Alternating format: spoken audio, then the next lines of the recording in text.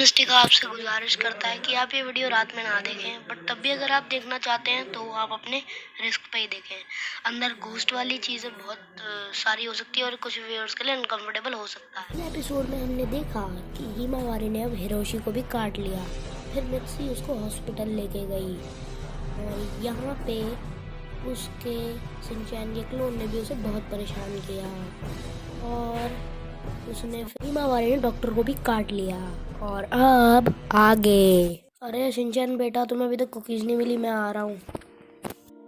ये कौन है? ये तो तुम्हारे ही जैसा लगता है शिनचैन। कौन हो तुम?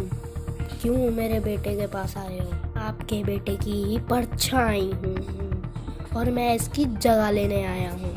डैड, इसे रोकिए, ये मेरी जगह ले लेगा। ये मेरी परछाई है, पता नहीं कहाँ से आ गया ये भूत। अरे बेटा, तो इसको हराने का क्या उपाय है? शिनचैन सोचता है फिर और बोलता है, तुम लोग मेरे को नहीं हरा सकते। हाँ, तुम लोग जितनी भी कोशिश कर लो, मैं नहीं हारूंगा, क्योंकि मैं कोई रियल ह्यूमन हूँ ही नहीं। जैसा शिनचैन ने भी बोला कि मैं एक भूत हूँ और मैं शीशे की दुनिया से आया हूँ और इसीलिए तुम लोग ना ही मेरे को टच कर सकते हो और ना ही हरा सकते हो। हाँ, शीशे की दुनिया से? शिनचैन बोलता है। ओहो डैड, मैं समझ गया कि इसको हम लोग कैसे हरा सकते हैं। डैड, हम लोगों को ये मोम का शीशा तोड़ना पड़ेगा, अफसोस, क्योंकि ये उसी में से निकला था और इसकी जो शीशे की दुनिया की एंट्रेंस है वो वही है। और अगर इसकी एंट्रेंस ख़त्म हो गई तो ये जिस पोर्टल से आया है उसी में से वापस लौट जाएगा, क्योंकि अगर हमने शीशा तोड़ दिया तो इसका पोर्टल भी ख़त्म हो जाएगा, तो इसको मजबूरन जाना पड़ेगा, वरना ही यहीं कैद हो जाएगा। हाँ, बात तो तुम्हारी सही है, पर क्या तुम्हें मित्सी उसके बाद डांटेगी नहीं? हाँ बेटा, ये सही बोल रहा है, फिर मित्सी हमारी चटनी बना देगी। बट डैड, क्या आपको अच्छा लगेगा शीशा या फिर मैं? हैं? फिर शिनचैन हिरोशी को एक पत्थर पकड़ाता है और बोलता है, इसको तोड़ दो डैड, ये मैंने वो से लिया था और आज ये हमारे काम आएगा। और फिर वो उस पत्थर से उस ग्लास को तोड़ देता है और तभी वो शिनचैन भी गायब हो जाता है।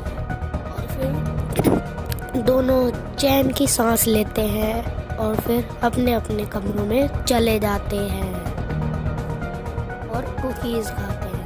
अब गाइस वापस सीन आता है डॉक्टर के पास। आखिर अब डॉक्टर तो गायब हो चुका था, बट फिर मित्सी बाहर भाग जाती है और फिर शिनको उसे देख लेती है और सामने आके बोलती है कि हिमावारी मेरे कंट्रोल में है और मैं उससे ऐसा इसलिए करवा रही हूँ ताकि आप एक बड़े खतरे से बच सको। तुम आंटी जी, आप मेरे से डरिए मत, दूर रहो मुझसे। ये मेरे को करना ही पड़ेगा क्योंकि आपके ऊपर एक बहुत बड़ा खतरा मंडरा रहा है। मैंने बोला ना, मेरी और मेरी फैमिली से दूर रहो। दोबारा मेरे को अपनी शक्ल मत दिखाना। और मित्सी वहाँ से भाग के घर पहुँचती है। हेलो बेटा, मैं घर आ गई हूँ। हे मॉम, आखिरकार आप भी आ ही गई। आपको पता है यहाँ क्या हुआ? मेरे जैसा एक क्लोन मेरी जगह लेने की कोशिश कर रहा था। उसके बाद मित्सी अपने कमरे में जाती है और वो बहुत ज़्यादा गुस्सा हो जाती है। किसने मेरा शीशा तोड़ा? जल्दी बताओ शिनचैन, ये काम तुमने किया है ना?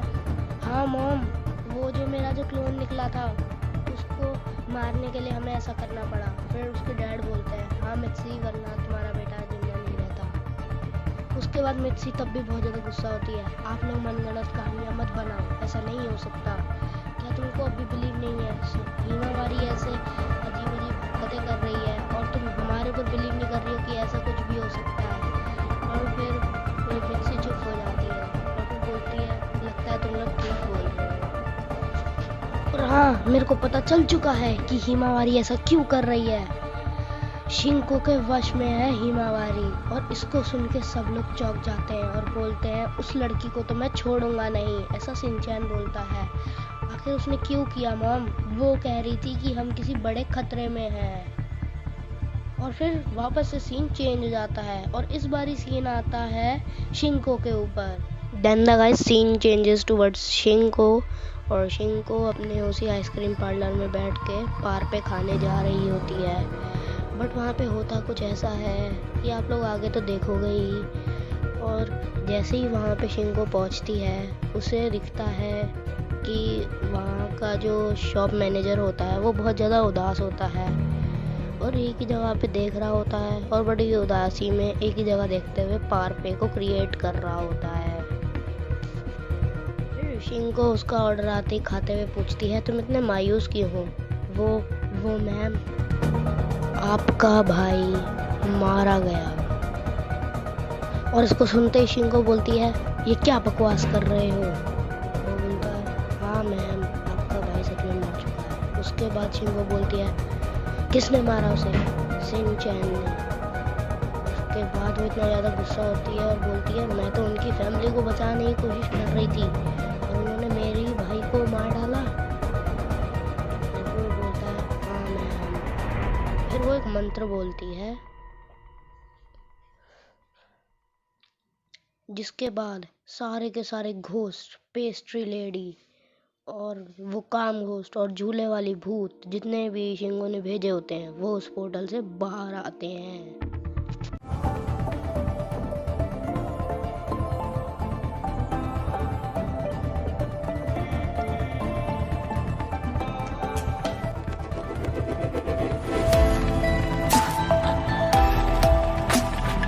Storybox Audio.